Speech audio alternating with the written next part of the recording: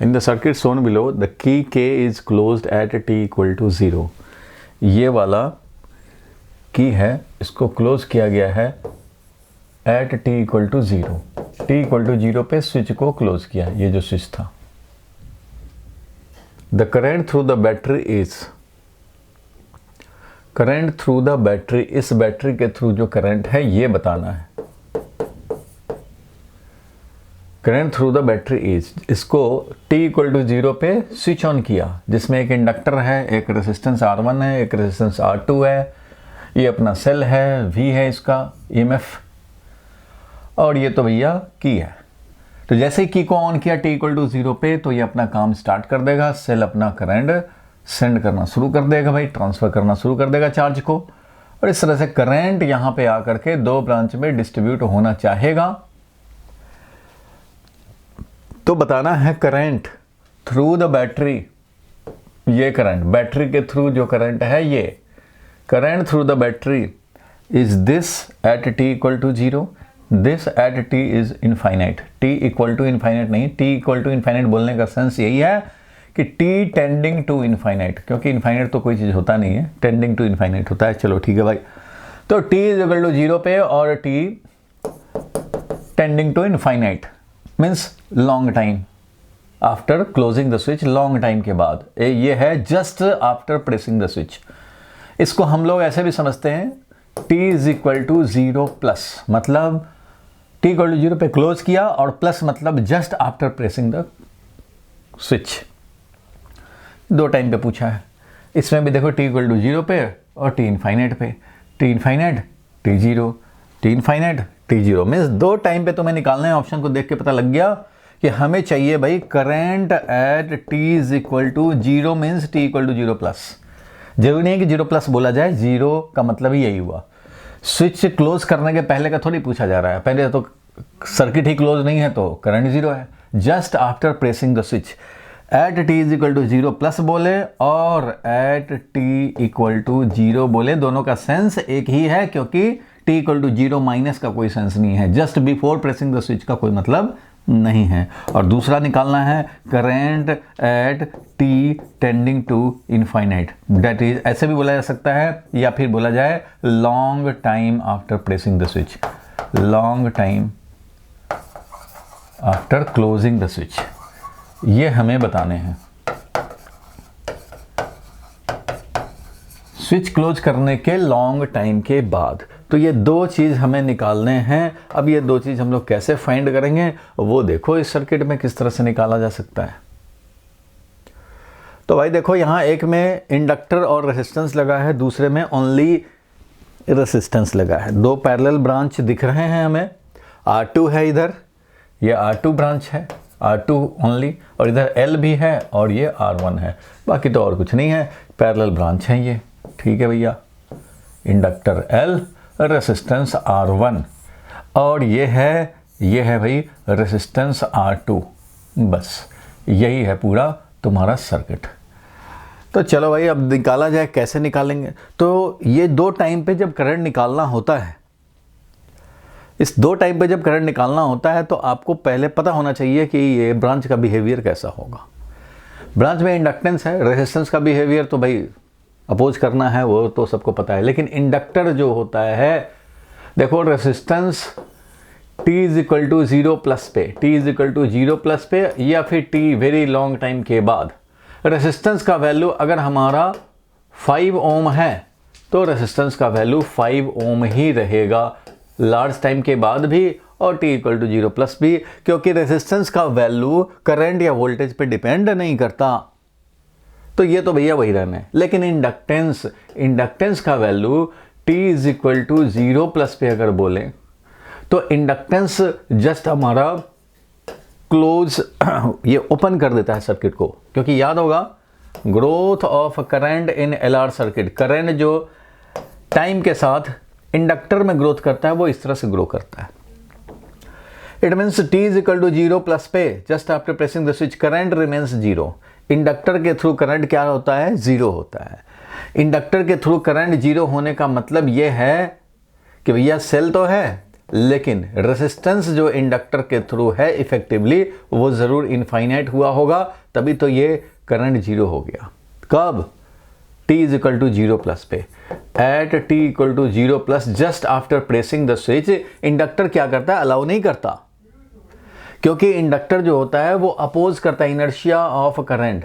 पहले current zero था तो अब भी जीरो रहना चाहिए। ये जैसे ही क्लोज किया, ये हमारा इंडक्टर के थ्रू करंट पास कराना चाहेगा, करंट एग्जिस्ट कराना चाहेगा, तो ये पहले से जीरो था, तो भाई इंडक्टेंस प्रॉपर्टी होता है इनर्शिया ऑफ करंट, इसलिए पहले से जीरो करंट था तो ये चाहेगा कि जीरो ही रहे। अगर करंट ग्रो करना चाहेगा तो उसको अपोजिशन देगा, मीन्स डिले करवाएगा, याद होगा डिले करवाएगा। इसलिए t is equal to zero plus पे जैसे ही आप इसमें करंट स्टेब्लिश करना चाहोगे उस समय ये ओपन सर्किट की तरह बिहेव करेगा, मीन्स इनफाइनाइट रेजिस्टेंस लाएगा, तभी तो करंट को जीरो कर लेगा। अपने थ्रू करंट को जीरो रखता है at t equal to zero plus पे, ये मैंने बताया भी था।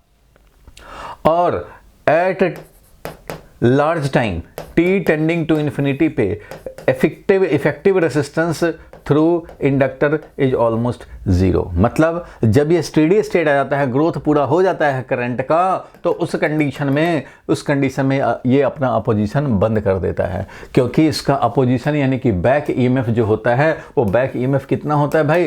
तो बैक ईएमएफ होता है L D I by D T value का, माइनस तो डायरेक्शन बताता है L D I by D T. तो यहाँ पे D I by D T देख रहे हो, यहाँ पे D I by D T ज़्यादा है, इसलिए बैक ईएमएफ स्टार्टिंग में ज़्यादा था। स्टार्टिंग में ये बैक ईएमएफ मतलब अपोजिशन बहुत ज़्यादा था, और जब हमारा स्टेडी स्टेट आ जाता है तो D I by D T हो जाता है जीरो, तो बैक ईएमएफ हो जाता है जीरो। बैक ईएमएफ हो जाता है जीरो कब भाई? जब हमारा infinite time, very large time के बाद बोले तो बैक ईएमएफ हमारा हो जाता है जीरो। लेकिन t is equal to zero plus पे तो बैक ईएमएफ मैक्सिमम होता है, तो इस कंडीशन में बैक ईएमएफ इज मैक्सिमम। तो इंडक्टेंस का बिहेवियर पहले मैंने आपको याद दिलाया कि इंडक्टेंस जस्ट तुम जीरो था करंट और तुम सडनली चाहोगे कि 10 एम्पियर हो जाए, तो ये नहीं होने देगा। पहले ये जीरो का जीरो ही रखेगा, धीरे धीरे 1 ampere, 2 ampere, 3 ampere, 4 ampere, 10 ampere होगा, बट डिले कराएगा। और याद होगा कि इसका डिले जो होता है वो L by R time constant होता है, इसका L by R time constant होता है, और 1 टाइम कांस्टेंट में 63% ग्रोथ होता है।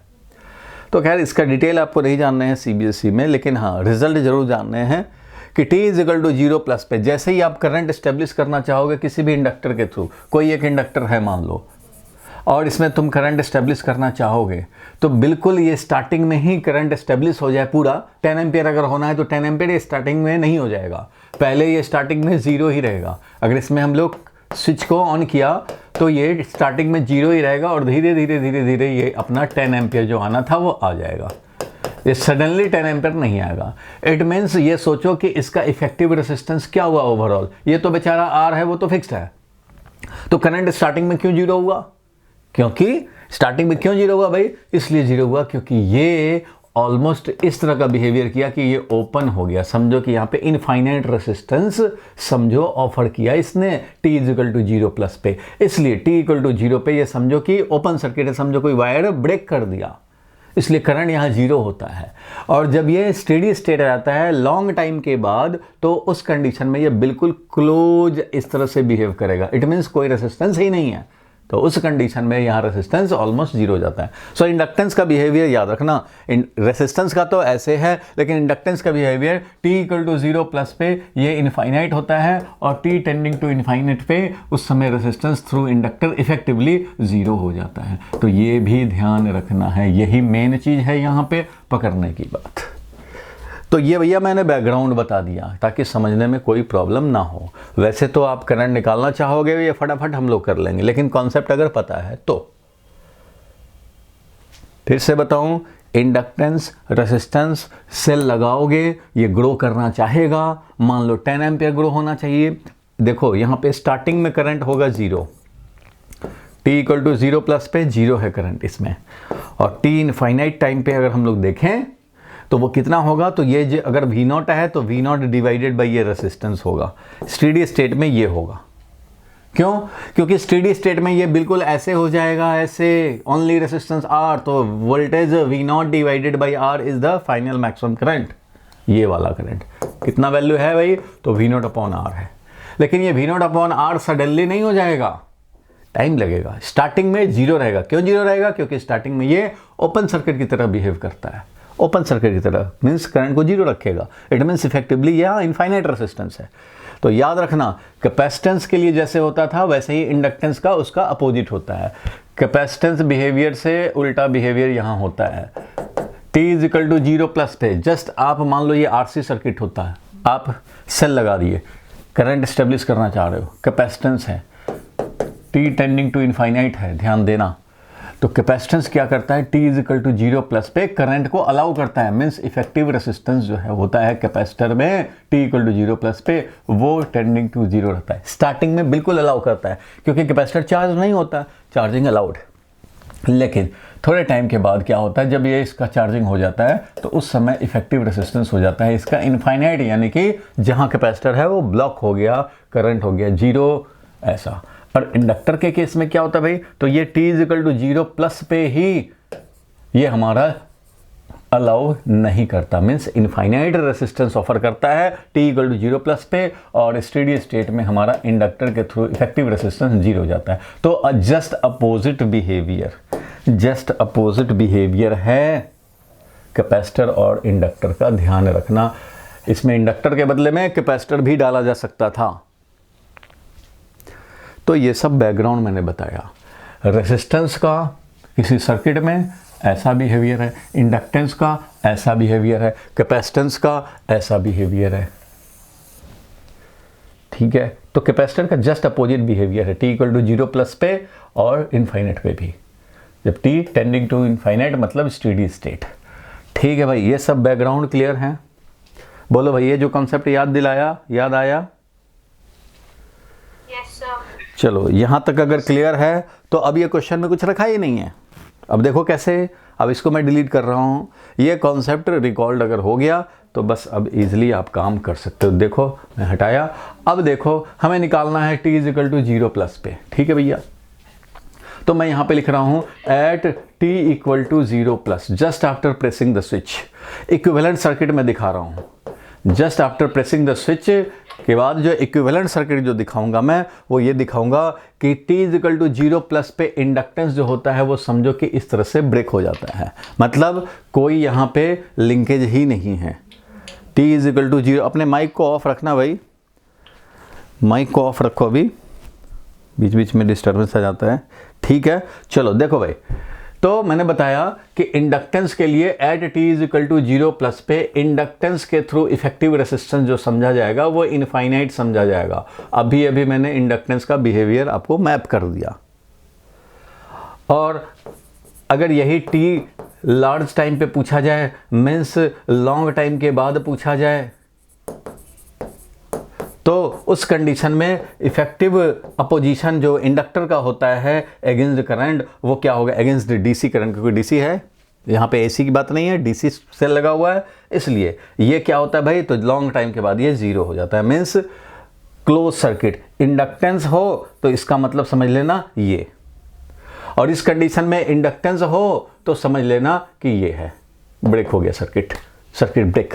सो इक्विवेलेंट सर्किट एट t = 0+, क्योंकि हमें t = 0+ पे भी बताना है करंट, और t = इनफाइनाइट पे भी है, t टेंडिंग टू इनफाइनाइट पे भी बताना है। ठीक है भैया, तो दोनों टाइम पे हम लोग अलग अलग निकालेंगे। अब ध्यान देना, सबसे पहले t = 0+ पे मैं इक्विवेलेंट सर्किट प्लॉट करना चाहता हूं।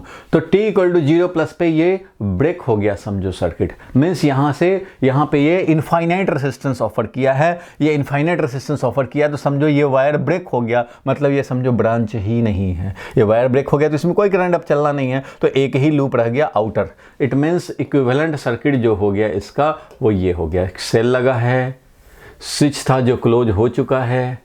अच्छा भाई, और इधर ये बीच वाला जो है वो बेकार हो चुका है, इसका कोई मतलब नहीं है, ब्रेक हो चुका है ये। और ये वाला रेसिस्टेंस हमारा R2 है। बस यही है ये सर्किट। जो इक्विवेलेंट सर्किट है बस वो एक लूप है और कुछ नहीं। ये दिखाने के लिए दिखा दिया, बस ये है, कुछ नहीं। क्योंकि ये ब्रेक हो चुका है, इनफाइनाइट रेजिस्टेंस था, ये ब्रेक हो चुका है, सो एक ही है बस V है और ये ऐसे चल रहा है। तो बताओ भाई इस कंडीशन में करंट कितना हो जाएगा सेल के थ्रू? तो करंट का वैल्यू ऐसे कंडीशन में हो जाएगा, करंट का जो वैल्यू हो जाएगा, एक ही रेजिस्टेंस है, only one resistance in the entire loop and one cell, इसलिए सीधा हो जाएगा V divided by R2, voltage EMF divided by total resistance of the loop. यही हो जाएगा भाई करंट, क्योंकि यही V वोल्टेज, यही V पोटेंशियल डिफरेंस ये है। मतलब इसका इक्विवेलेंटली ये समझो कि ये सेल है और ये रेजिस्टेंस है। तो अब बताओ कितना करंट होगा भाई? तो ये हो गया हमारा V डिवाइडेड बाई R2 था यहाँ पे, इसलिए ऐसा हो गया। तो ये इस तरह का बता दिया, ये हो गया t is equal to 0 plus पे, at t is equal to 0 plus. और अगर इनफाइनाइट टाइम पे हम लोग करंट निकालना चाहें तो देखो ऑप्शन, अगर t इक्वल टू 0 प्लस पे V बाई R2 यहाँ है, ये वाला तो ठीक है, और V बाई R2 यहाँ भी है, तो ये भी ठीक, ये दो हैं। अब तुम्हें इनफाइनाइट पे भी बताना पड़ेगा, तो अब इनफाइनाइट टाइम पे इक्विवेलेंट सर्किट, अब इनफाइनाइट टाइम पे भी हम लोग इक्विवेलेंट सर्किट हम लोग दिखा सकते हैं। तो इक्विवेलेंट सर्किट ड्रॉ किया जाए तो याद होगा कि जब लॉन्ग टाइम हो जाता है, स्टेडी स्टेट आ जाता है, तो हमारा करंट भी जो ग्रो होना होता है हो जाता है, और ये बिल्कुल क्लोज सर्किट की तरह काम करता है। इंडक्टर का मतलब हो गया बिल्कुल स्ट्रेट वायर लगा दो, मीन्स ये वाला वायर हो जाएगा, सीधा एक ये वायर बन जाएगा। इसलिए इक्विवेलेंट जो सर्किट बनेगा वो कैसा बन जाएगा भाई? तो equivalent circuit will be like this, एक सेल लगाया, यही V की है जो ऑलरेडी ऑन है, ठीक है भाई, और ये इंडक्टेंस है, मतलब ये जो इंडक्टेंस था ना वो ये हो चुका है ऐसे, और रेसिस्टेंस जो R1 था वो R1 ऐसे है, ठीक है भाई, और ये जो R2 है वो R2 ऐसे है, ये R2 ऐसे है, बिल्कुल ठीक है, और ये वाला समझो कुछ है ही नहीं, ऐसे है बिल्कुल, इसका कोई मतलब नहीं है, ये ऐसे हो चुका है। अब इस कंडीशन में ये करंट चाहिए हमें, तो अब ये क्या हो गया? तो अब यहाँ पे ये दो पैरेलल ब्रांच होंगे, एक R1 है एक R2 है, इसलिए ये अब क्या हो गया इक्विवेलेंटली भाई कि एक सेल है समझो V, और ये की तो लगा हुआ है अपना, ठीक है भाई, और इधर क्या है? तो दो resistance R1 and R2 parallel में हैं, R1 भी M और N के अक्रॉस और R2 भी M और N के अक्रॉस, समझो M और N के अक्रॉस R1 भी, M और N के अक्रॉस R2 भी। तो इसका इक्विवेलेंट क्या हो गया भाई? तो इसका पैरेलल कॉम्बिनेशन में एक रेसिस्टेंस जो इक्विवेलेंट होगा वो कितना हो जाएगा भाई? तो जब पैरेलल में होता है तो होता है R1 R2 divided by R1 plus R2। क्यों? क्योंकि इक्विवेलेंट पैरेलल में जो होता है वो तो तुम्हें पता है भाई, 1 by R1 plus 1 by R2, it means R1 R2 LCM हो गया, और ये हो गया R2 प्लस R1, तो ये 1 अपॉन R इक्विवेलेंट हुआ, so R equivalent will be equal to product R1 R2 divided by R1 plus R2, ऐसा हो जाएगा। तो अब यहाँ पे बताओ करंट कितना होगा भाई? तो ऐसे कंडीशन में ये जो करंट होगा यही थ्रू द सेल है, क्योंकि कुछ यहाँ जाएगा, ये मान लो I1, यहाँ जाएगा I2, तो हमें तो चाहिए main current through the cell, तो इन दोनों का हमने पैरेलल कॉम्बिनेशन कर दिया। अब ये करंट का वैल्यू क्या हो जाएगा? तो EMF divided by total resistance. Total resistance क्या है यहाँ पे भाई? तो इस EMF का इंटरनल रेसिस्टेंस तो कुछ है नहीं, तो यही वाला टोटल रेसिस्टेंस है अपना, तो हम लोग बोलेंगे V divided by total resistance कितना था? तो R1 R2 divided by R1 plus R2, ये मिलेगा। इट मीन्स क्या मिल गया हमारा करंट भाई? तो करंट का जो वैल्यू आ गया इनफाइनाइट टाइम पे, लार्ज टाइम पे, वो हो गया V इंटू, ये वाला ऊपर चला जाएगा भाई, क्योंकि ये है अपना, ये R1 प्लस R2 ऊपर चला आया, V into R1 plus R2 divided by R1 R2, ये हो गया करंट इनफाइनाइट टाइम पे। तो इनफाइनाइट टाइम पे है V into R1 plus R2 divided by R1 R2, V into R1 plus R2 divided by R1 R2, तो ये हो जाएगा correct. Means finally B option will be correct option. T is equal to 0 plus पे उधर निकाल लिया हम लोगों ने, T इक्वल टू 0 प्लस पे इधर निकाल लिया है, और लॉन्ग टाइम के बाद हम लोगों ने इधर निकाला। सबसे पहले लॉन्ग टाइम पे इक्विवेलेंट सर्किट दिखाएंगे, तो ऐसा डायरेक्ट दिखाएंगे, इसके बदले में फिर एक लगाएंगे क्योंकि इन दोनों का पैरेलल कॉम्बिनेशन है, और इसके बाद करंट का वैल्यू निकाल लेंगे। सो आपको बिहेवियर मैपिंग होना चाहिए, बिहेवियर मैपिंग जो है आपका क्लियर होना चाहिए कि रेसिस्टेंस का क्या होता है t इक्वल टू 0 प्लस पे और इनफाइनाइट टाइम पे, इंडक्टेंस का क्या होता है, और कैपेसिटेंस का उल्टा बिहेवियर होता है। Capacitance t equal to 0 plus पे अलाउ करता है तो इंडक्टर ब्लॉक करता है, कैपेसिटेंस स्टेडी टाइम में हमारा ब्लॉक कर देता है, तो इंडक्टेंस स्टेडी टाइम में अलाउ कर देता है। बोलो भाई, क्लियर है? Yes sir. चलो तो फिर आगे बढ़ते हैं हम लोग, नेक्स्ट डाउट पे चलते हैं भाई। देखो नेक्स्ट वाला डाउट पे देखें, ये क्वेश्चन है। चलो भाई इसको देखा जाए, इसको जल्दी से ट्राई किया जाए। In an LCR circuit, LCR AC circuit, the voltage across each component LCR is 50 volt. LCR, ठीक है भैया, L भी है, C भी है और R भी है। इस तरह से LCR सर्किट और इधर AC सोर्स भी है। बहुत अच्छी बात है। तो LCR सर्किट में the voltage across each component is 50 volt, means इसके अक्रॉस अगर हम लोग पोटेंशियल डिफरेंस मेजर करें VL, तो वो 50 वोल्ट है। मतलब ये AC वोल्ट मीटर लगाएंगे, 50 वोल्ट इसका रीडिंग आ रहा, means RMS value of the voltage is 50 volt. और कैपेसिटर के अक्रॉस जो लगा रहे हैं वोल्ट मीटर, तो ये जो वोल्ट VC जो बताएगा, VC का RMS वैल्यू, मीन्स कैपेसिटर के अक्रॉस जो हम ये हमारा पोटेंशियल डिफरेंस है उसका RMS वैल्यू ये VC है, ये भी 50 वोल्ट है। और ये जो है R के अक्रॉस जो वोल्ट मीटर लगा रहे हैं, जो VR बताएगा वो भी 50 वोल्ट। तो ये भी है 50 वोल्ट, ये भी है 50 वोल्ट और ये भी है 50 वोल्ट। तो भैया ये होता क्या है? तो वैसे इन्फॉर्मेशन के लिए बता रहा हूँ, इस क्वेश्चन में रिक्वायरमेंट नहीं है। क्वेश्चन तो बस यूं ही है, क्वेश्चन में तो देख के बता दोगे कि भाई जब सबके थ्रू 50 वोल्ट है तो इसका मतलब कि LR के थ्रू पूछा, the voltage across LR combination, LC combination, LC combination के अक्रॉस, मतलब L और C जो कॉम्बिनेशन है इसके अक्रॉस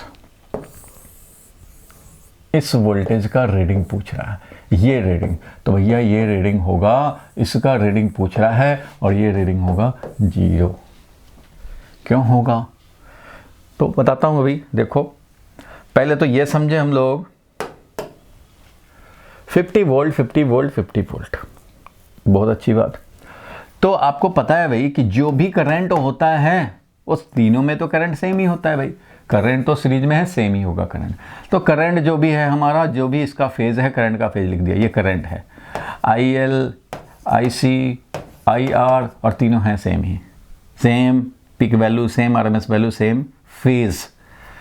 अब पोटेंशियल डिफरेंस की बात करें तो जो VL होता है वो ऐसे होता है। क्यों भाई? क्योंकि प्योर इंडक्टर में करंट लैग करता है, वोल्टेज लीड करता है π/2 से, इसलिए करंट अगर ये है तो वोल्टेज इधर दिखाएंगे लीड करता हुआ 90 डिग्री से। अच्छा, कैपेसिटर में क्या होगा? तो कैपेसिटर में करंट अगर ये है तो वोल्टेज ये होगा VC। ये क्यों भाई?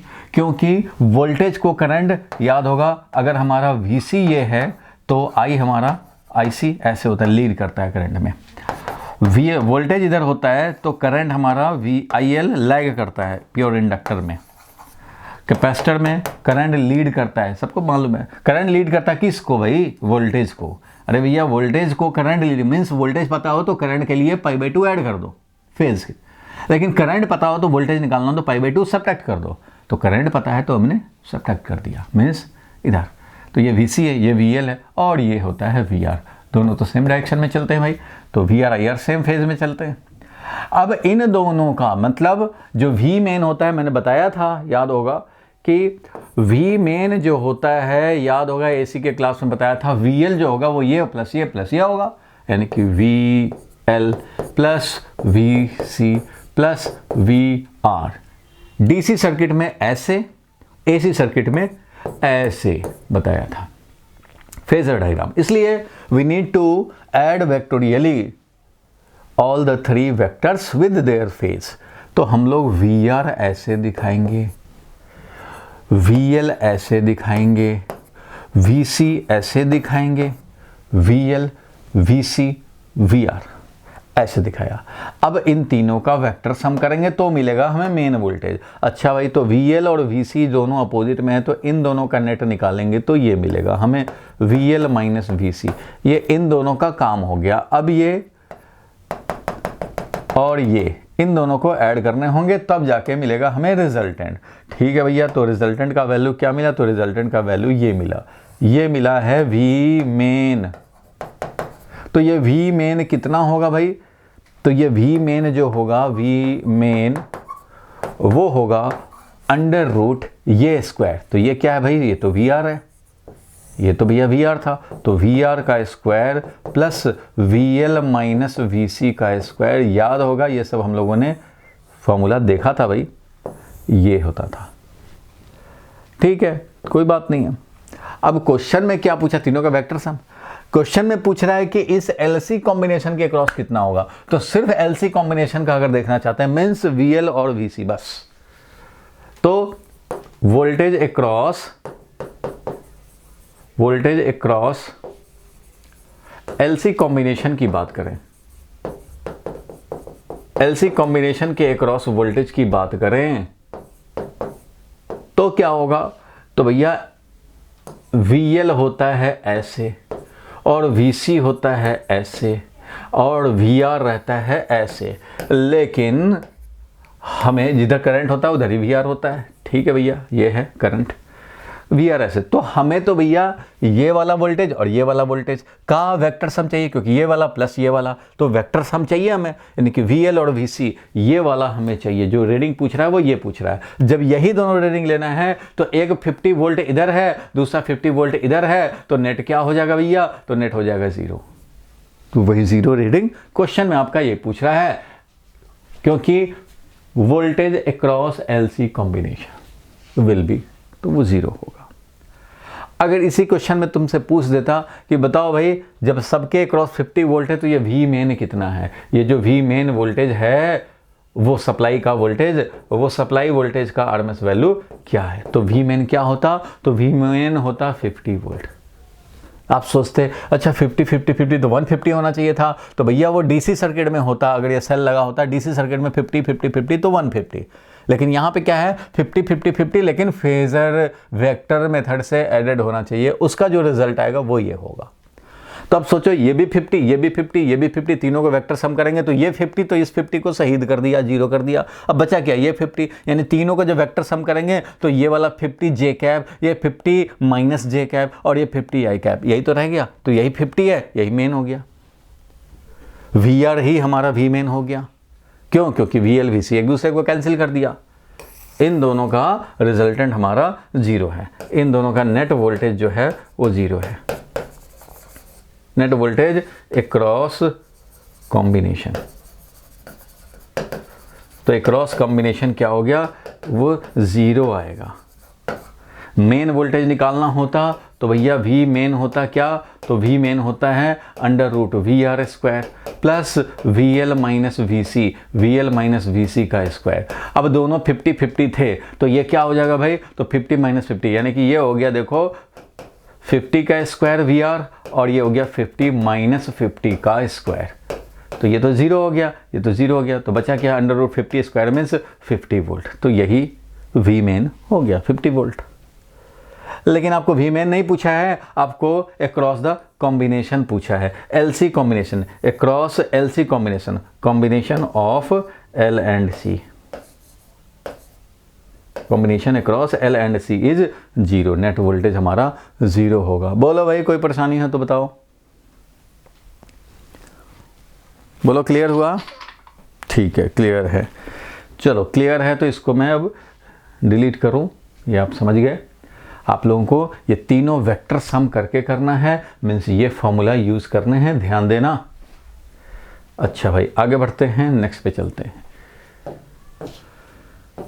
नेक्स्ट क्वेश्चन देखो भाई, एक ये क्वेश्चन है, किसी का डाउट तो इसको जल्दी से ट्राई मारा जाए। देखो भाई ये क्या है क्वेश्चन। तो इसमें electric dipole moment of the system of 3 charges, 3 charges system है, उसके इलेक्ट्रिक डाइपोल मोमेंट बताना है। Placed on the vertices of an equilateral triangle as shown in figure. So we have equilateral triangle and we have 3 point charges plus Q। यहाँ पे कितना charge है भाई? तो ये वाला चार्ज है प्लस Q।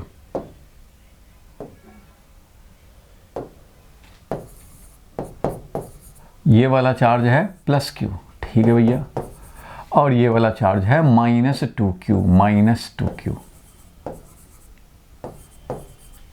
और इसका बताना है electric dipole moment of the system. 3 charge system का electric dipole moment means net electric dipole moment चाहिए, नेट इलेक्ट्रिक डाइपोल मोमेंट निकालना है, ठीक है। ये हमारा निकालने हैं। कैसे निकालेंगे भाई? तो सिंपल तरीका है निकालने का, 2 मेथड से आप ये काम कर सकते हो। देखो अभी ये वेक्टर i j k के फॉर्म में आपको लिखने हैं, ठीक है भाई। तो नंबर 1 मेथड में बता रहा हूँ, सारा आप ध्यान से समझ लें। इस सिस्टम को हम लोग यहाँ प्लस क्यू देख रहे हैं या -q -2q देख रहे हैं, तो we can understand the equivalent system as कि यहाँ पे -q एक है और एक और -q है, तो हो गया -2q, और यहाँ एक +q है, एक यहाँ +q है, तो एक -q और एक +q को एक डाइपोल समझ लिया जाए। डायरेक्शन होता है नेगेटिव से पॉजिटिव की तरफ, और ये -q चार्ज और ये +q चार्ज को भी एक डाइपोल मोमेंट सिस्टम समझ सकते हैं, बिल्कुल समझ सकते हैं भाई। तो ये समझो 2 डाइपोल ऐसे रखे हुए हैं, दोनों का टेल मैचिंग है, इक्विलैटरल ट्रायंगल है, इट मीन्स ये वाला एंगल 60 डिग्री है, ठीक है। तो अब इन 2 वेक्टर डाइपोल मोमेंट, एक P1 है एक P2 है, समझो इन 2 डाइपोल मोमेंट वेक्टर को ऐड करने हैं, तो ऐड कर ले भाई। अब ये ऐड करेंगे तो कितना होगा? तो अगर वैल्यू खाली निकालना होता अगर हमें, तो हम लोग ऐसे करके निकाल लेते कि भैया किधर होगा, तो एक P है एक दूसरा भी P है, तो ये लिख देते √PA² + PA² + 2P × P × cos 60 degree. जो आप वेक्टर को ऐड करने के लिए, अब 2 ही वेक्टर ऐड करना है, तो आप नेट का वैल्यू तो ऐसे निकाल लेते हो, ठीक है भैया। कितना हो जाएगा? ये cos 60 डिग्री 1/2 है, 2 कैंसिल हो जाएगा, और ये मिल जाएगा 2 कैंसिल हो गया, तो PA² मीन्स 3P², तो √3P हो जाएगा। तो √3P हो जाएगा किस डायरेक्शन में? तो भाई कॉमन सेंस लगा दोगे फिर कि भैया इधर है 60 डिग्री है, तो इसके मिड से जाएगा इसका रिजल्टेंट नेट, मीन्स डाउनवर्ड में मतलब क्या हुआ? y एक्सिस के opposite, that is -j। It means answer क्या हो जाएगा भाई? तो √3P - j है। और P का वैल्यू क्या है? P का वैल्यू है q × L। P का वैल्यू क्या है? q × L। डाइपोल मोमेंट का वैल्यू q × L, ये था q × L इधर, q × L उधर, तो ये q × L है और -j में है, ठीक है भाई। तो ये क्या हो गया? तो √3QL और ये -j, √3QL और -j, ऐसा कर सकते हैं। तो √3QL और -j ये कर देंगे आंसर। ये तो भैया एक मेथड हो गया, चलो कोई बात नहीं, सस्ता में निपटा दिया तुमने, चलो ठीक है। अगर हम लोग नेट डाइपोल मोमेंट को वेक्टर के साथ लिखना चाहते हैं, तो ये वाला डायरेक्शन हमें फिट करना पड़ेगा। सिर्फ मैग्नीट्यूड लिखना होता, ये था भाई √3P, ये कितना था? तो √3P था।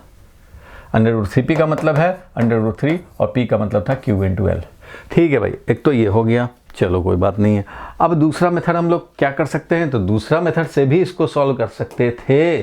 करना क्या होगा? देखो सेकेंड मेथड ये है कि हम लोग क्यों ना इसका ऐसे समझें कि इसका जो -2q है वो यहाँ है और q यहाँ +q, तो दोनों मिला करके इक्विवेलेंट जो +q, जैसे m होता है तो इक्विवेलेंटली सेंटर ऑफ मास पे 2m समझ लेते हैं। चलो ना इसको दोनों मास सेंटर ऑफ मास। वैसे ही सेंटर ऑफ चार्ज कहाँ होगा? एक मेथड ये भी होता है डाइपोल मोमेंट, क्या भाई?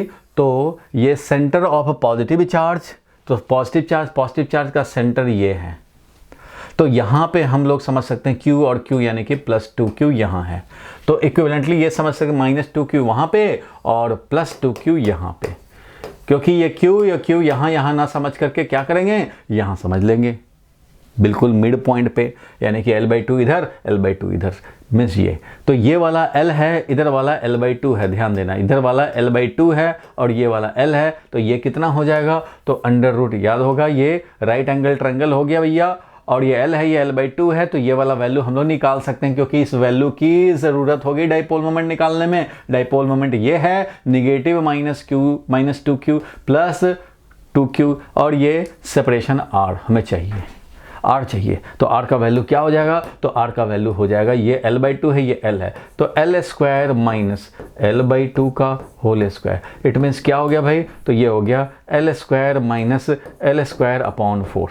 इट मीन्स क्या हो गया भाई, तो √3l²/4 हो गया। 4 एलसीएम भी है, 4l² means l² 3, it means √3/2l, ये आया r का वैल्यू। इसलिए हम लोग बोल सकते हैं कि डाइपोल मोमेंट जो नेट हमें मिला है, नेट डाइपोल मोमेंट दोनों के बदले में जो डाइपोल मोमेंट मिला है वो क्या मिला भाई, तो ये डाइपोल मोमेंट है charge multiplied by separation. Charge कितना भाई, तो 2q। सेपरेशन कितना है भाई, तो ये वाला सेपरेशन है r कितना, √3/2l, ये है √3/2l सेपरेशन है। और किस डायरेक्शन में है, ये डाउनवर्ड में है, डाउनवर्ड में है। तो इसलिए अगर हम लोग इसका मैग्नीट्यूड और डायरेक्शन दोनों लिखना चाहेंगे तो क्या लिखेंगे, 2 कैंसिल हो जाएगा और √3ql बच जाएगा और डायरेक्शन असाइन कर देंगे किधर भाई, -j के अर्थ में। तो इस तरह से ये नेट डाइपोल मोमेंट हम लोग लिख सकते हैं। तो चाहे तो आप इससे लिखें, means it is equivalent to centre of positive charge कहाँ है भैया, यहाँ रखा। सेंटर ऑफ नेगेटिव चार्ज कहाँ है, यहाँ रखा। सेंटर ऑफ पॉजिटिव चार्ज मतलब पॉजिटिव चार्ज का सेंटर, जहाँ पे दोनों को इक्विवेलेंटली समझा जा सके। तो दोनों को इक्विवेलेंटली यहाँ समझ गए, ना यहाँ समझेंगे ना यहाँ समझेंगे, इसको यहाँ पे समझेंगे। तो यहाँ पे ये समझ लिया, यहाँ पे ये वाला समझ लिया, -2q इधर +2q, ये हो गया r, सीधा हो गया q × r। तो q चार्ज क्या है भाई, इस पे चार्ज जो है q वो हमारा 2q है, तो 2 × स्मॉल q, क्योंकि आंसर तुम्हें तो q के टर्म में, स्मॉल q के टर्म में लिखना है। तो ऐसे करके भी हम लोग लिख सकते हैं कि ये √3ql, तो ये हमारा वैल्यू हुआ, और डायरेक्शन के साथ लिखेंगे तो ये ऐसे लिख सकते हैं। ठीक है, दोनों में से कोई भी मेथड जो आपके माइंड में स्ट्राइक करे वैसा काम आप कर सकते हैं। और ये सब भी करने के बदले और शॉर्टकट करना चाहें, मेंटल कैलकुलेशन से भी आप निकालना चाहें, तो आपको समझ में आना चाहिए, अच्छा -2q q है, तो एक तो मोमेंट इधर हो जाएगा, एक मोमेंट इधर हो जाएगा, इन दोनों का वेक्टर सम का ql डाइपोल मोमेंट, यानी कि p डाइपोल मोमेंट है, p डाइपोल मोमेंट, तो कितना होगा रिजल्टेंट भाई, तो p है, तो p 60 डिग्री पे है, तो ये 30 डिग्री इधर रिजल्टेंट जो बनेगा, क्योंकि दोनों सेम वैल्यू का है p, तो मिड से बनेगा, बिल्कुल मिड से जाएगा, 30 डिग्री इधर और 30 डिग्री इधर, ऐसा जाएगा भाई। तो ये p cos 30 और p cos 30 means net dipole moment जो मिल गया हमें, नेट डाइपोल मोमेंट क्या मिलेगा, p cos 30 और p cos 30, p cos 30 इसका और p cos 30 इसका, मीन्स 2p cos 30, बस नेट डाइपोल मोमेंट मिलेगा इतना, और वो कॉमन सेंस से ही पता लग गया कि डाउनवर्ड में है। तो 2 और p का वैल्यू है ql और cos 30 डिग्री होता है √3/2, 2 कैंसिल हो गया, √3ql है वैल्यू में और डाउनवर्ड डायरेक्शन में। तो इस तरह से भी फटाफट काम कर सकते थे, रफ में काम किया, टिक कर दिया। ठीक है भाई, इस तरह से कोई भी मेथड आप अप्लाई कर सकते हैं। बोलो भाई, क्लियर है? तो आगे बढ़ें। Yes sir. चलो आगे बढ़ते हैं, नेक्स्ट क्वेश्चन पे चलते हैं भाई। एक ये क्वेश्चन आ गया, चलो देखो भाई, इसमें देखा जाए क्या देख रहा है क्वेश्चन। In hydrogen atom,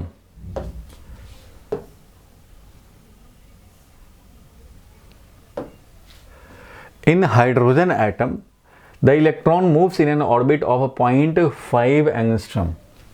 अच्छा भाई, इलेक्ट्रॉन मूव कर रहा है न्यूक्लियस के चारों तरफ, और इसका रेडियस दिया हुआ है। तो रेडियस क्या दिया हुआ है भाई, तो r दिया हुआ है 0.5 एंगस्ट्रॉम। मतलब क्या हुआ, तो 0.5 × 10⁻⁻10 मीटर। ठीक है भाई, रेडियस दिया हुआ है। और क्या दिया हुआ है इसमें, तो making revolution 10 revolution per second. 10 revolution per second मतलब फ्रीक्वेंसी दिया हुआ है कि 10 रिवोल्यूशन पर सेकेंड है। 10 रिवोल्यूशन पर सेकेंड का मतलब SI में अगर लिखेंगे तो ये 10 और 1 रिवोल्यूशन में 2π एंगल चलता है भैया, तो ये इतना रेडियन पर सेकेंड हो जाएगा। अच्छा, ये फ्रीक्वेंसी है तो रहने दें, ओमेगा का वैल्यू लिखेंगे, ओमेगा का वैल्यू लिखेंगे तो वो हो जाएगा 10 रिवोल्यूशन के कॉरस्पॉन्डिंग एंगुलर डिस्प्लेसमेंट ये होता है, इसलिए इतना रेडियन पर सेकेंड चल रहा है। फ्रीक्वेंसी है इतना रिवोल्यूशन पर सेकेंड, मीन्स ये इसको ऐसे भी लिख सकते हो 10 हर्ट्ज। 10 साइकिल पर सेकेंड, साइकिल पर सेकेंड को ही हर्ट्ज बोलते हैं। तो खैर फ्रीक्वेंसी दिया है, ये है एंगुलर फ्रीक्वेंसी, इसको बोलते हैं एंगुलर फ्रीक्वेंसी, ये बोलते हैं फ्रीक्वेंसी ऑफ रिवोल्यूशन, और इसको क्या बोलते हैं, एंगुलर फ्रीक्वेंसी।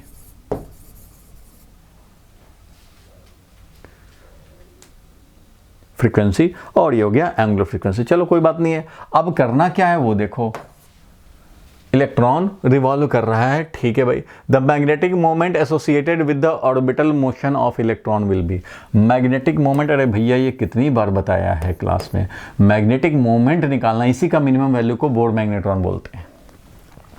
चलो भाई कोई बात नहीं, मैग्नेटिक मोमेंट होता है किसी भी करंट कैरिंग लूप के लिए होता है NIA, यही होता है मैग्नेटिक मोमेंट का वैल्यू, ठीक है भाई। तो NIA, तो यहाँ पे तो एक ही लूप है, एक इलेक्ट्रॉन मूव कर रहा है, इसलिए number of loop in the coil, ये जो लूप है, लूपिंग हो रहा है, वो एक ही लूप है। करंट कितना, तो करंट आपको बताना पड़ेगा। करंट के लिए मैंने कई बार बताया भाई, करंट जो कोई भी चार्ज रोटेट कर रहा है तो charge rotating multiplied by frequency, multiplied by frequency, यही होगा। यानी कि Q और फ्रीक्वेंसी को F से लिखते हो तो F। ये कैसे, अरे भैया तो ये ऐसे है कि करंट होता है charge transfer per unit time. कितना चार्ज ट्रांसफर हो रहा है भाई, तो Q चार्ज रिवॉल्व कर रहा है, तो कितना टाइम लगा रहा है रिवॉल्व करने में, एक रोटेशन में इतना टाइम लगा रहा है।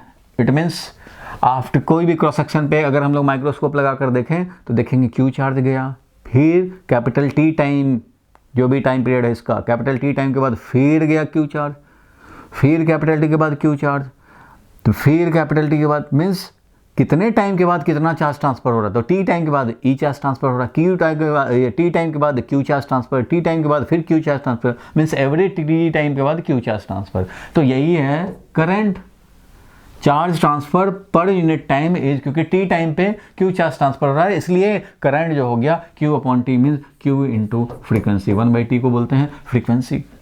तो ये होता है, तो करंट का वैल्यू हो जाएगा, चार्ज इलेक्ट्रॉन है, फ्रीक्वेंसी दिया हुआ है, तो भैया ये है करंट, और एरिया तो πr², area of the loop क्या है, πr², बस इतना ही तो है।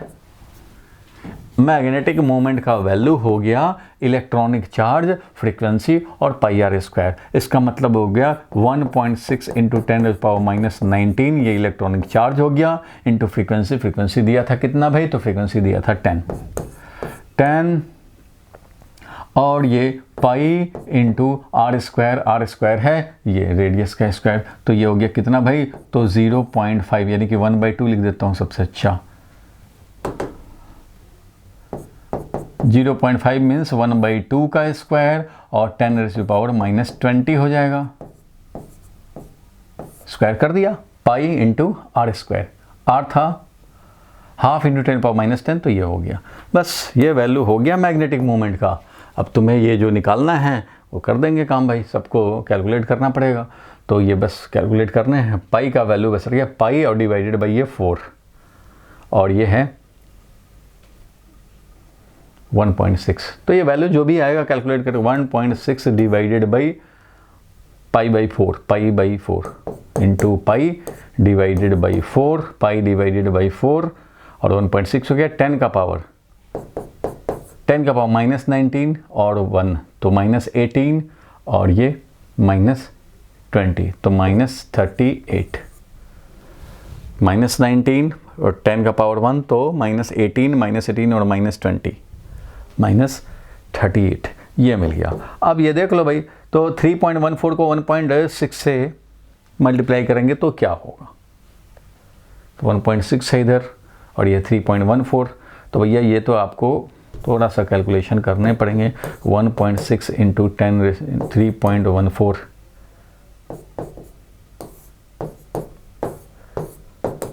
-38, ये काम करेंगे, और ये हो जाएगा कितना भाई, तो ये 0.4 हो गया, 0.4 को 3.14 से मल्टीप्लाई करेंगे तो 0.5 होता है 1.57, 0.4 करेंगे तो 1.2 के आसपास होगा ये वैल्यू ऑलमोस्ट।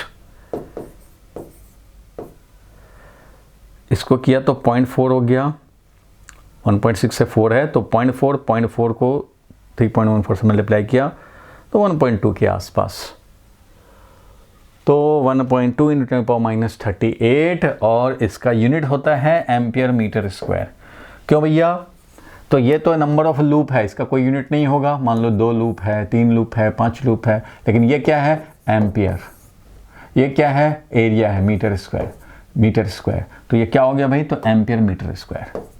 तो इसका यूनिट क्या बन गया? तो एम्पियर मीटर स्क्वायर, ये बनेगा इसका ऐसा यूनिट। तो इसलिए इतना एम्पियर मीटर स्क्वायर ये मिल गया। तो इसको कर देंगे आंसर।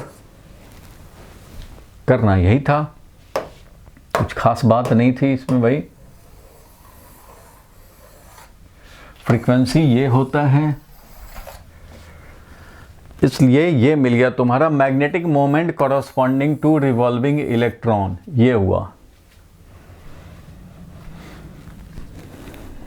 ठीक है, अब देखो, अगर मैं थोड़ा सा इससे रिलेटेड कॉन्सेप्ट भी याद दिला दूं तुम्हें, हो भी हो सकता है क्वेश्चन आ जाए।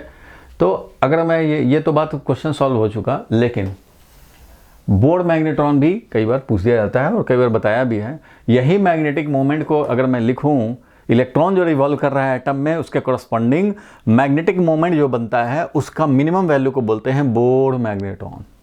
मीन्स इसका मिनिमम वैल्यू चाहिए। तो क्या है ये? E है इंटू फ्रीक्वेंसी मतलब 1/T है, और इंटू क्या है भाई? तो πr² है। बिल्कुल ठीक बात है। तो ये E है, और 1 टाइम पीरियड को बोलते हैं 2πr divided by orbiting speed. तो ये मैंने लिख दिया, कोई परेशानी नहीं है, क्योंकि टाइम पीरियड होता है भाई 2πr रोटेशन करने हैं v स्पीड से, ये ऑर्बिटिंग स्पीड भी। इसलिए टाइम पीरियड का वैल्यू मैंने रख दिया 2πr/v, क्योंकि ये था टाइम पीरियड, इसको रिप्लेस कर दिया। ठीक है, ऐसा लिख दिया। तो मैग्नेटिक मोमेंट का वैल्यू क्या आ गया? तो मैग्नेटिक मोमेंट का वैल्यू आ जाएगा, ये पाई से पाई कैंसिल हो जाएगा, एक आर से एक आर कैंसिल हो जाएगा, EVR divided by 2। Pi pi cancel हो गया, एक आर रह गया, EVR डिवाइडेड बाई 2। ये है भैया मैग्नेटिक मोमेंट। अब ये मैग्नेटिक मोमेंट है, तो इसका मिनिमम वैल्यू कैसे निकालेंगे? तो हर ऑर्बिट में तो अलग अलग स्पीड होता है, अलग अलग रेडियस होता है।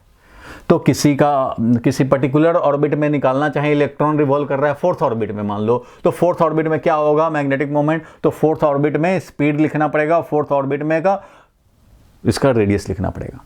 तो इसलिए इससे हटने के लिए हम लोग क्या करते हैं कि कौन जाने इतना कितना स्पीड होता होगा। हर ऑर्बिट में स्पीड अलग होता है इलेक्ट्रॉन का, रेडियस भी अलग होता है भाई, सबको मालूम है। ठीक है भाई, तो इसको और हम लोग स्टैंडर्ड बनाने के लिए क्या करते हैं? तो इसको स्टैंडर्ड बना देंगे तो हमारा काम चल जाएगा। स्टैंडर्ड बनाने के लिए हम लोग करते क्या है? इसको m से मल्टीप्लाई, मास ऑफ इलेक्ट्रॉन से मल्टीप्लाई डिवाइड कर देते हैं। इससे फायदा क्या होता है? मैग्नेटिक मोमेंट हो जाता है E mvr divided by 2m, और mvr जो होता है वो होता है एंगुलर मोमेंटम।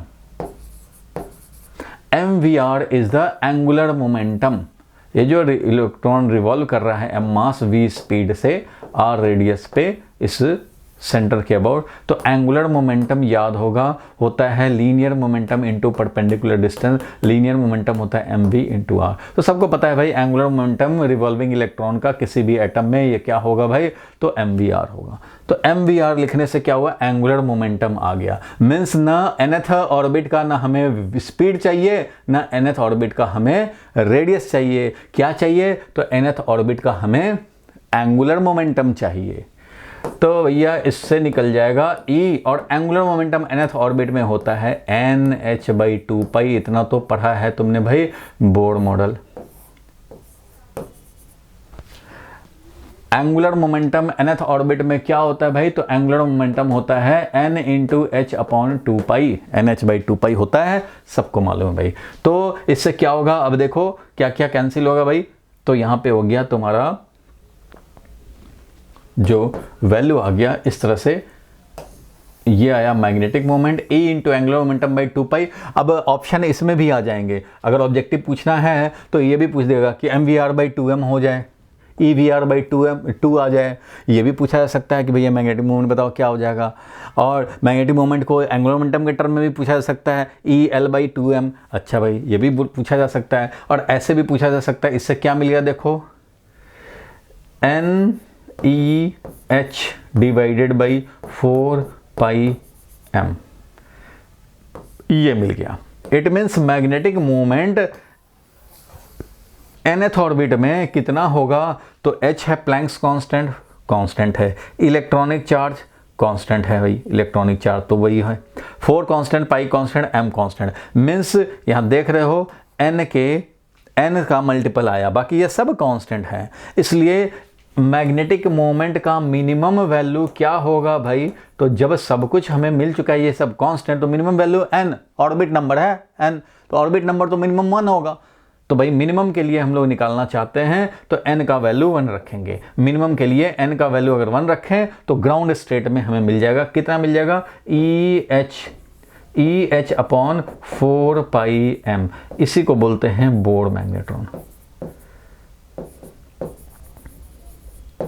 ये है बोर मैग्नेट्रॉन। तो बोर मैग्नेट्रॉन निकालना हो तो n का वैल्यू 1 रखेंगे, मिनिमम वैल्यू।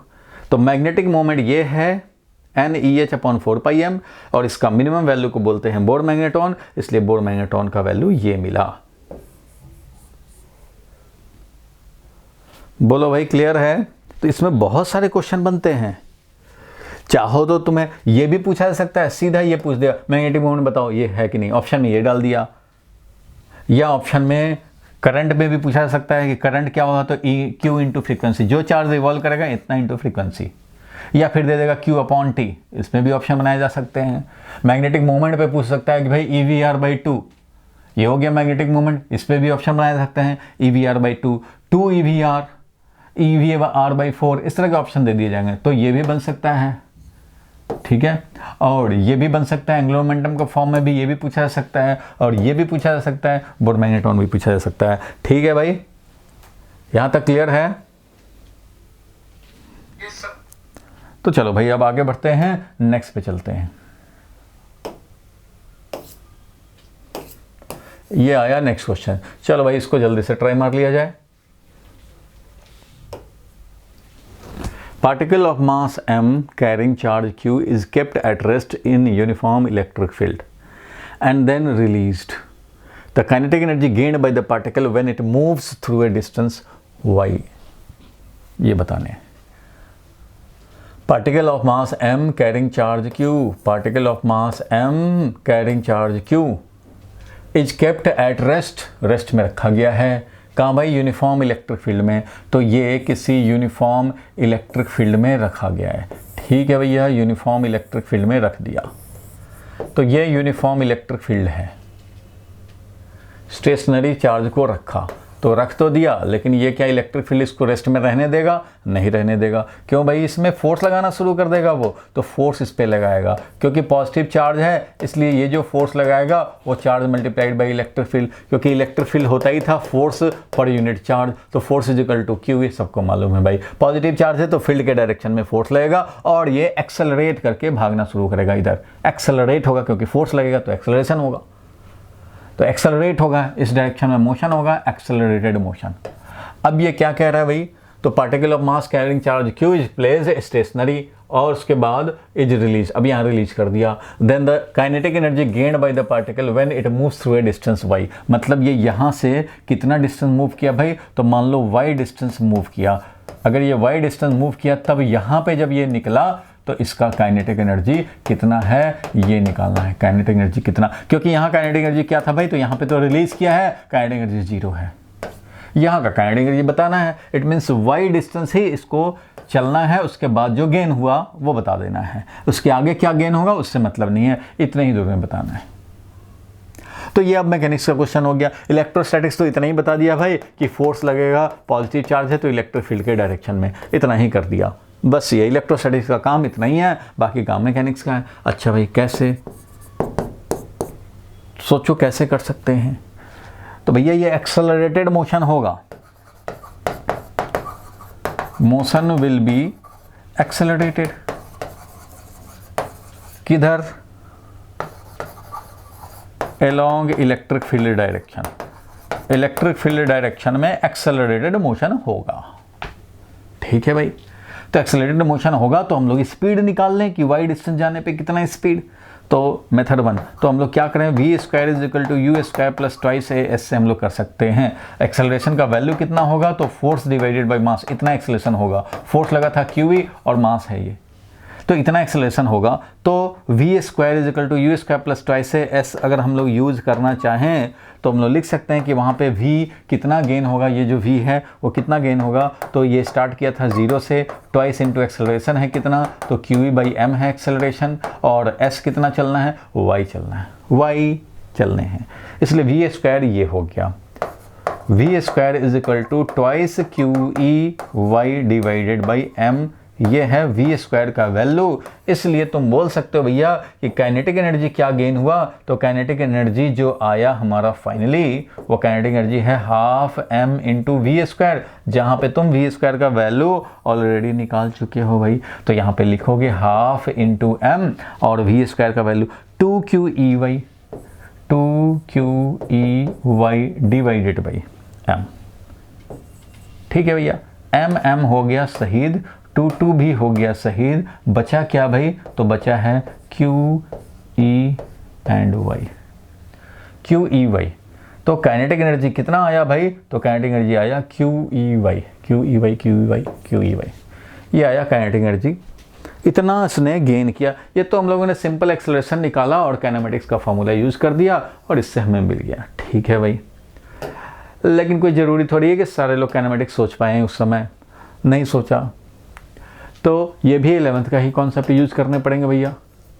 ये क्या, अच्छा वाई डिस्टेंस जाने पे क्या काइनेटिक एनर्जी मिलेगा, तो इलेक्ट्रिक फील्ड फोर्स लगा करके कुछ वर्क करेगा, वही काइनेटिक एनर्जी में कन्वर्ट होगा। मीन्स वर्क एनर्जी थ्योरम पढ़ा है, total work done on any system is equal to change in kinetic energy. ये है क्या, तो ये है वर्क एनर्जी थ्योरम, पढ़ा था वर्क पावर एनर्जी में। तो चलो भाई, work energy theorem, total work done, कौन वर्क करेगा, इलेक्ट्रिक फोर्स ही तो है, तो ये फोर्स लगा रहा है, एक ही फोर्स लग रहा है, वो वर्क डन करेगा। वर्क डन जो होगा, एक ही तो फोर्स ही है, बस इलेक्ट्रिक फील्ड, एक ही फोर्स है, 2-3 तो है ही नहीं, एक ही इलेक्ट्रिक फोर्स लगना है। और is equal to changing kinetic energy, तो half m into v final square, यही वाला। और पहले तो 0 था, changing kinetic energy, final kinetic energy minus initial kinetic energy, ये मिल गया हमें। ठीक है भाई, तो QE फोर्स था, डिस्प्लेसमेंट y था, जिधर फोर्स था उधर ही डिस्प्लेसमेंट था, और ये हो गया वर्क डन, और ये हो गया काइनेटिक एनर्जी। हमें तो काइनेटिक एनर्जी ही तो निकालने हैं, काइनेटिक एनर्जी ही निकालने हैं, हाफ m स्क्वायर भी लिखने की जरूरत नहीं, काइनेटिक एनर्जी तो निकालने हैं, यही तो निकालने हैं। तो काइनेटिक एनर्जी का वैल्यू आ गया QEY, बस यही काइनेटिक एनर्जी है। तो QEY इज द आंसर, तो QEY टिक कर देंगे, इसमें कोई परेशानी वाली बात नहीं है। Work done is equal to change kinetic energy, work कितना करेगा, QE और y डिस्टेंस जाना, QEY is the work done, इसलिए यही है काइनेटिक एनर्जी। ऐसे भी लिख सकते हैं। अगर स्पीड निकालना पड़ा, क्या स्पीड गेन कर लेगा, काइनेटिक एनर्जी पूछा तो आपने वर्क डन बोल दिया, क्या स्पीड गेन करेगा, तो भैया स्पीड गेन करेगा तो यहाँ पे अंडर रूट ये निकाल देंगे, स्पीड यहाँ से निकालना चाहोगे तो इसको क्या लिखेंगे, हाफ m v स्क्वायर करेंगे और यहाँ से v निकाल लेंगे। क्या करेंगे भाई, 2 इधर चला जाएगा, 2QEY divided by m under root लगा देंगे, वही वाला मिल जाएगा। स्पीड निकालना हुआ तो ठीक है, काम हो जाएगा। बोलो भाई, क्लियर है? Yes sir. चलो तो आगे बढ़ते हैं, नेक्स्ट क्वेश्चन पे चलते हैं भाई। नेक्स्ट जो डाउट है, एक ये डाउट है भाई, ये डाउट है एक, ये जरा देखा जाए। डाउट क्या है, ये बेसिक बिल्कुल क्वेश्चन है, इसमें डाउट तो होना नहीं चाहिए। चलो देखो क्या है, ये पढ़ लिया जाए एक बार। Which among the following statement is true about work done in bringing a unit positive charge from point P to Q in electrostatic field? P से Q, यहाँ पे P है और यहाँ पे देखो Q है। क्वेश्चन में दिया हुआ है, देखो ये पाथ नंबर 1 है, ऐसे यहाँ से यहाँ चार्ज को ले जा सकते हैं, पाथ नंबर 2 ऐसे ले जा सकते हैं, पाथ नंबर 3 ऐसे ले जा सकते हैं। इस तरह से path number 3, path number 2, path number 1 ले जा सकते हैं। ले किसको जाना है, यूनिट पॉजिटिव चार्ज को, या कोई भी जो भी चार्ज है, तो भाई ठीक है, जा रहा है। अब इस कंडीशन में देखने हैं, इस कंडीशन में देखने हैं भाई, क्वेश्चन जो पूछ रहा है वो देखो, which among the following statement is true about the work done in bringing unit positive charge from P to Q. P से क्यू ले जा रहे हैं यूनिट पॉजिटिव चार्ज को, तो इनमें से कौन सा? तो minimum work is done in case of path 2। क्या पाथ 2 में मिनिमम वर्क डन होगा? नहीं भैया, ये इलेक्ट्रोस्टैटिक फील्ड है, सबको मालूम है इलेक्ट्रोस्टैटिक फील्ड है, तो इसमें वर्क डन होता है क्यू जिसको मूव करा रहे हो, फाइनल पॉइंट का पोटेंशियल माइनस इनिशियल पॉइंट का पोटेंशियल, दैट्स इट। इससे अलावा कुछ भी नहीं है। इसमें ये मतलब नहीं है कि इस पॉइंट से इस पॉइंट फाइनल पॉइंट में तुम ऐसे गए कि ऐसे गए या ऐसे ऐसे करके गए। अब तुम यहाँ से मान लो ब्लॉक उठाते हो ग्रेविटी के इन्फ्लुएंस में और यहाँ से यहाँ h हाइट उठाते हो, तो work done against gravity mgh होता है। चाहे तुम ऐसे ले जाओ, चाहे तुम ऐसे ले जाओ, चाहे तुम ऐसे ले जाओ, चाहे तो तुम ऐसे करके ले जाओ, बात तो एक ही है। तो कोई भी कंजर्वेटिव फील्ड हो तो work done is path independent. Electrostatic field, gravitational field, ये सब क्या है? कंजर्वेटिव इलेक्ट्रोस्टैटिक फील्ड है। ये हमारा कंजर्वेटिव फील्ड है, ये सब कंजर्वेटिव फील्ड। और कंजर्वेटिव फील्ड में work done is path independent. So work done हमारा सिर्फ इनिशियल एंड फाइनल पे डिपेंड करता है। ये एक्सप्रेशन खुद ही बता रहा है फाइनल पॉइंट का पोटेंशियल क्या है, इनिशियल पॉइंट का पोटेंशियल क्या है, इतना ही से मतलब है। यानी work done is equal to जिस चार्ज को मूव किया हो फाइनल पॉइंट कहाँ ले गए भाई? तो क्यू पॉइंट पे ले गए, तो क्यू पॉइंट का पोटेंशियल पी पॉइंट पे से लाए हो, पी पॉइंट का पोटेंशियल, बस इतना ही करना है। इसको पाथ से थोड़ी मतलब कि पी से क्यू कैसे गए, उससे कोई मतलब नहीं है। सो मिनिमम मैक्सिमम का कोई अराइज नहीं होता question. Work done is same in all three paths, work done is same in all three path. इसमें कोई परेशानी बात नहीं है। हम लोग h हाइट उठाएंगे तो mgh वर्क करते हैं, चाहे ये डायरेक्ट उठाएं चाहे ऐसे ऐसे घुमा घुमा के उठाएं, उससे कोई फर्क नहीं पड़ता है। ठीक है, क्योंकि electrostatic field is conservative field और कोई भी कंजर्वेटिव फील्ड में work done is position dependent, state dependent, not path taken. Path taken से इंडिपेंडेंट होता है कंजर्वेटिव फोर्स का, यही तो होता है। चलो ठीक है भाई, क्लियर है? आगे बढ़े, आगे बढ़ा जाए या डाउट है? ये क्लियर है? कुछ पूछना हो पूछ लो इसमें। चलो ठीक है, आगे बढ़ते हैं, नेक्स्ट क्वेश्चन पे देखते हैं भाई। नेक्स्ट क्वेश्चन एक और आ गया, देखो ये लास्ट ही क्वेश्चन है। चलो देखो जल्दी से, इस क्वेश्चन को भी जल्दी से ट्राई किया जाए।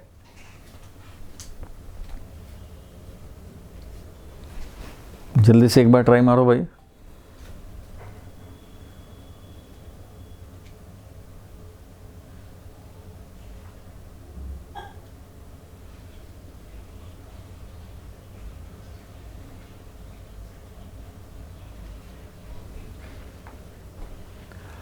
देखो, circular disc of radius 0.2 metre, radius एक डिस्क है, चलो भाई है तो है। इसमें रेडियस क्या दिया हुआ है? तो भाई रेडियस दिया हुआ है इसका 0.2 metre. Is placed in uniform magnetic field of induction, magnetic field है और इसका वैल्यू, मैग्नेटिक फील्ड बोले या मैग्नेटिक फील्ड इंडक्शन बोले बात एक ही है, और वो वैल्यू है 1/π tesla. Weber per metre square is also known as tesla, weber per metre square is also known as tesla. कैसे? तो भैया फ्लक्स होता है वो होता है B into area, cos theta जो होता है वो तो यूनिटलेस है। तो ये होता है वेबर, ये होता है टेस्ला और ये होता है metre square. Tesla metre square को ही वेबर बोलते हैं। इसलिए अगर मैग्नेटिक फील्ड का दूसरा यूनिट अगर निकालना हो तो फ्लक्स डिवाइडेड बाय एरिया है, that is weber per metre square भी है। इसी का नीक नेम क्या है? टेस्ला। तो खैर कोई बात नहीं, तो ये इतना टेस्ला हो गया, 1/π टेस्ला है। तो मैग्नेटिक फील्ड का वैल्यू दिया हुआ है, ऐसे में एक डिस्क रखा हुआ है। In such a way that its axis, इसका जो एक्सिस है, जो रिंग का डिस्क का एक्सिस है, such that its axis make an angle 60 degree with magnetic field. अच्छा भाई, मैग्नेटिक फील्ड से ये एक्सिस जो है वो 60 डिग्री बनाना, मतलब ये समझो कि मैग्नेटिक फील्ड है, ऐसे समझ लेते हैं कि मैग्नेटिक फील्ड हमारा ये है। अच्छा भाई, तो ये है मैग्नेटिक फील्ड, मैग्नेटिक फील्ड ये है। तो ये जो मैग्नेटिक, ये जो डिस्क का एक्सिस है वो एक्सिस 60 डिग्री का एंगल बना रहा है। कितना एंगल बना रहा है भाई? 60 डिग्री। तो axis is making 60 degree with magnetic field. अच्छी बात है भाई, मैग्नेटिक फील्ड से 60 डिग्री बना रहा है। The magnetic flux linked with the disc is, magnetic flux निकालना है। क्वेश्चन को फिर से समझ लो, सर्कुलर डिस्क है, रेडियस दिया है, ठीक है भाई, यूनिफॉर्म मैग्नेटिक फील्ड में रखा हुआ है, फील्ड का वैल्यू दिया हुआ है, in such a way that its axis make an angle, इसका डिस्क का एक्सिस फील्ड से 60 डिग्री पे है, फील्ड के डायरेक्शन में नहीं है, फील्ड से 60 डिग्री पे इसका एक्सिस है। तो एरिया वेक्टर तो अलोंग एक्सिस ही लेंगे, बिल्कुल लेंगे। तो अब फ्लक्स निकालना चाहते हो तो फ्लक्स होता है भाई बी डॉट एरिया। तो बी का वैल्यू लिखने पड़ेंगे, एरिया का वैल्यू लिखने पड़ेंगे और कॉस दोनों के बीच का एंगल। अगर प्लेन का एंगल नहीं देखते, प्लेन पे जो एरिया वेक्टर लेते हैं इसका एंगल देखेंगे तो ये 60 डिग्री ही है। अगर यही प्लेन का दे देता ना कि plane of the disc is making 30 degree, तो यहाँ 30 डिग्री नहीं यूज करते, क्या यूज करते भाई? तो एरिया वेक्टर जो फील्ड के साथ एंगल बनाए। तो plane of the disc is making 30 degree, it means ये वाला जो है इससे 60 डिग्री बनाएगा तो 60 डिग्री यूज करेंगे। तो ये आपको ध्यान रखना है कि हमारा एंगल किससे दिया हुआ है? प्लेन ऑफ द डिस्क से दिया हुआ है, तो ये एंगल नहीं यूज कर रहे हैं। इसका परपेंडिकुलर वाला कितना बनाएगा वो यूज कर रहे हैं। तो यहाँ परपेंडिकुलर वाला यानी कि जो एक्सिस ऑफ द डिस्क है उसी का एंगल दिया हुआ है फील्ड से 60 डिग्री, इसलिए वो तो यही हमारा एरिया वेक्टर भी है, इसलिए वो 60 डिग्री यूज करेंगे। बी का वैल्यू कितना था? तो बी का वैल्यू था 1/पाई एसआई में। एरिया कितना है भैया? तो पाई आर स्क्वायर है। कॉस 60 क्या है भैया? तो ये है हाफ, बस बाकी क्या है? तो ये तो पाई पाई कैंसिल हो गया। रेडियस स्क्वायर अपॉन 2, तो रेडियस का वैल्यू कितना था? तो ये था 0.2। 0.2 का स्क्वायर डिवाइडेड बाई 2 है, पाई पाई कैंसिल है, और 0.2 का स्क्वायर मतलब 0.2 इंटू 0.2 डिवाइडेड बाई 2.1, यानी कि ये हो गया 0.02। 0.02 ये मिल गया तुम्हारा वेबर। ये फ्लक्स है ना, तो वेबर लिखेंगे। वेबर लिख लो, या फिर हम लोग टेस्ला वेबर लिख सकते हैं, या फिर टेस्ला मीटर स्क्वायर भी लिख सकते हैं। ये नहीं कि टेस्ला मीटर स्क्वायर लिख दे तो कंफ्यूज हो जाए। तो 0.02 वेबर ये हो जाएगा फ्लक्स।